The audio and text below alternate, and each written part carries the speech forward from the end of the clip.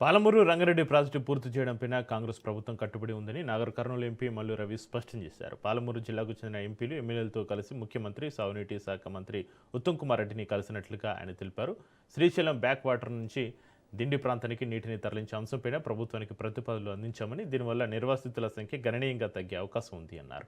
ఈ ప్రతిపాదనపైన మంత్రి ఉత్తమ్ కుమార్ రెడ్డి సానుకూలంగా స్పందించారని మల్లు వెల్లడించారు. పాలమూరు రంగారెడ్డి ప్రాజెక్టును త్వరితగతిన పూర్తి చేసేందుకు ప్రభుత్వం ఇప్పటికే నిధులు విడుదల చేసిందని, ప్రాజెక్టు పనులను వేగవంతం చేసే దిశగా చర్యలు కొనసాగుతున్నాయని చెప్పారు. నల్గొండ, మహబూబ్ నగర్ జిల్లాల మధ్య ఎలాంటి వివాదం లేదని, కొత్త ప్రతిపాదనతోటి రెండు జిల్లాల ప్రయోజనాలు కాపాడబడతాయని మల్లు రవి స్పష్టం చేశారు. బీఆర్ఎస్ ఈ అంశంపైన అనవసర రాజకీయాలు చేస్తుందని ఆయన విమర్శించారు.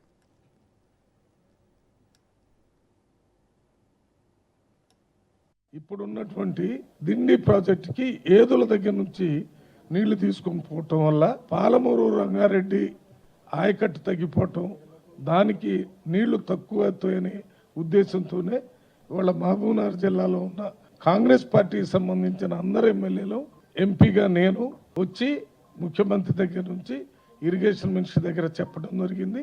మేము ఇచ్చినటువంటి alternative source Srisailam back water దగ్గర నుంచి తీసుకుపోవాలనే దాని మీద అక్కడ స్థానికంగా రైతులు ఇబ్బందులన్నింటినీ చెప్పిన తర్వాత ఇరిగేషన్ మినిస్టర్ గారు సానుకూలంగా స్పందించి దీని మీద అధికారులందరినీ పిలిపించి తెలుసుకుని ఇటు మహబూబ్నగర్ జిల్లాకి అటు నల్గొండ జిల్లాకి ఇబ్బంది లేకుండా ఒక సమన్వయంతో ఈ దిండి ప్రాజెక్టును తీసుకొని పోవటానికి ప్రయత్నం చేస్తానని చెప్పారు.